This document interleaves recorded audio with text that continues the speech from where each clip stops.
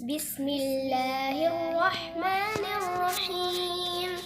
والشمس وضحاها والقمر إذا تلاها والنهار إذا جلاها والليل إذا يغشاها والسماء وما بناها والأرض وما طحاها ونفس وما سواها فألهمها فجورها وتقواها قد أفلح من زكاها وقد خاب من دساها كذبت ثمود بطغواها إذ انبعث أشقاها فقال لهم رسول الله ناقة الله